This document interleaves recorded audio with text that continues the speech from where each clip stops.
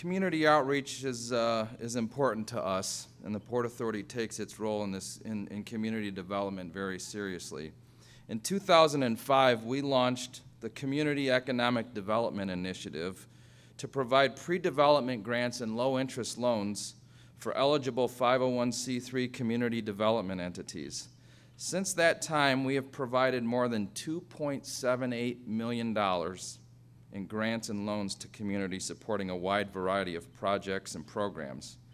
In 2010, the Board of Directors challenged the staff to develop a community outreach program as part of our diversity and inclusion plan that would show our organization's leadership in that area. Later that year, we launched the Diversified Contractors Accelerator Program in conjunction with the University of Toledo, creating a financial assistance program for women and minority-owned businesses in our community. The Port Authority has also financially supported the regional branding effort that has been underway for the past 24 months and routinely supports development partners of RGP, LCIC, City of Toledo, University of Toledo, the Chamber of Commerce, and others in various economic development efforts in the region. The Community Economic Development Initiative provides grants and low-interest loans for various projects in the community. Since 2010, the Port Authority has provided over $1 million in grants and loans to 21 various projects.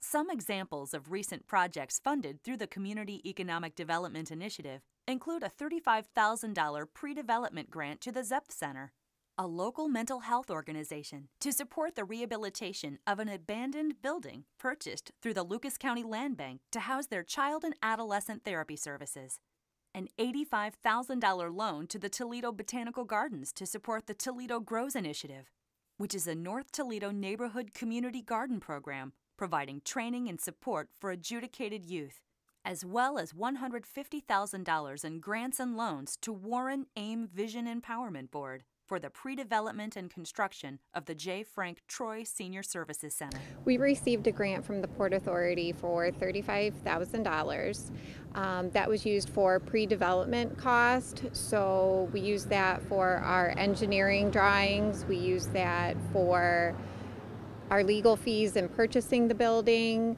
also all of our environmental testing that needed to be done.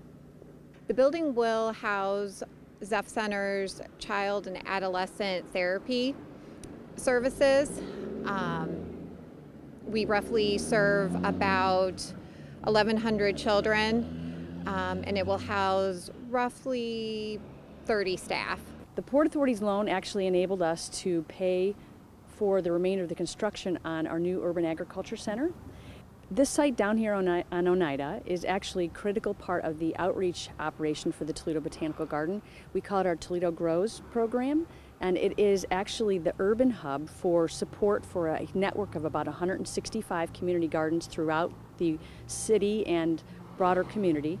And right here, it enables us to grow a lot of the plant starts that we give away. This year we gave away about 10,000 plants to community gardeners and supported them with tilling and compost and soil amendments and wood chips, and it's been really a wonderful partnership with the community and helping them keep growing food in the city of Toledo. Toledo-Lucas County Port Authority was the first entity that believed in this project, saw a benefit to the community, and gave us a planning grant of $35,000.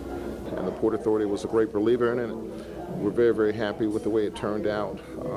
Every penny was accounted for, every dollar, and the community is very happy with it, and we're very happy to work with the Port Authority. Since its launch in late 2010, the Diversified Contractors Accelerator Program, or DCAP, has welcomed 26 participants to the program and approved over $830,000 in project funding for minority and women-owned businesses in Northwest Ohio.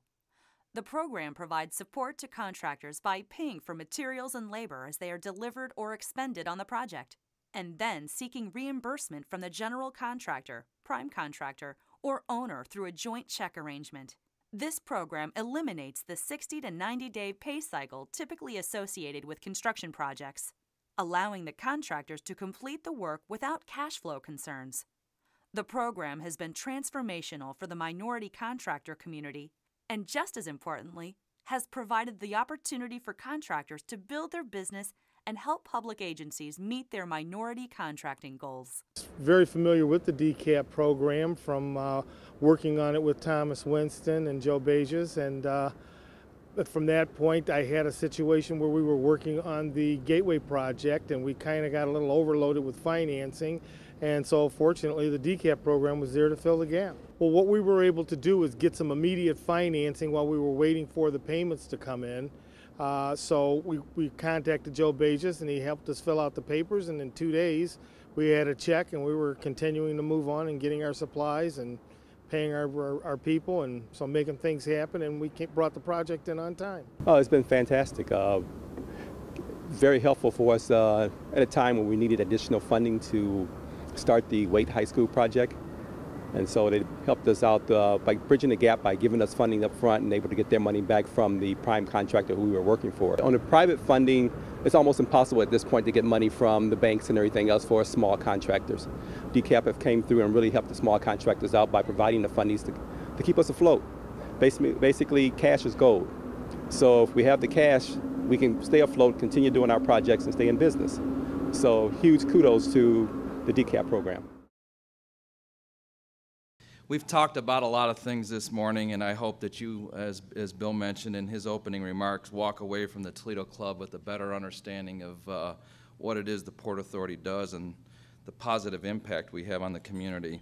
Thought I'd share a few numbers with you. Over the past 10 years, we've brought in more than $130 million of state and federal grants, which we have matched with about $19 million of our own funds locally here, for a total of investment of about $150 million in all the aspects that we do.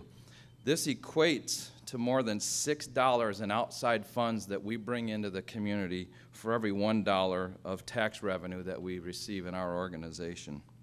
And of course, that supports the programs and the facilities that we manage. Additionally, we directly support more than 10,000 jobs through our grant funding, operations, and financing programs. This does not include indirect jobs or induced jobs from our other activities. I would be remiss if I didn't thank the staff of the Port Authority. It's a small staff, but an incredible can-do attitude, and I wouldn't trade one of them for anything in the world. I'm going to wrap up here and talk a little bit about where we're going. Nothing here will be a shock because you've seen a lot of it. Over the next 12 to 18 months, we're going to focus on the redevelopment of the Overland Industrial Park, the former Jeep site, the completion of the redevelopment of the Ironville property. We've got a very aggressive $18 million investment program going on there. Continued expansion of our financing programs. We've gained a lot of momentum on our energy program, and we want to keep that momentum going forward. We're working on trying to get our own allocation of new market tax credits for Northwest Ohio, and would love to have our microloan program implemented by the end of the year, as well as the EB5 Regional Center that I talked about earlier. We want to continue the momentum of BX Solutions and work to develop air cargo and other intermodal opportunities. We've got other tenants at the airport, that Grand Air and others, that are working with us, and I think working together as a team out there, we can make a difference. Certainly focusing on retaining and building our air service, and then more importantly, making sure that we're focused on job creation and economic impact on Northwest Ohio.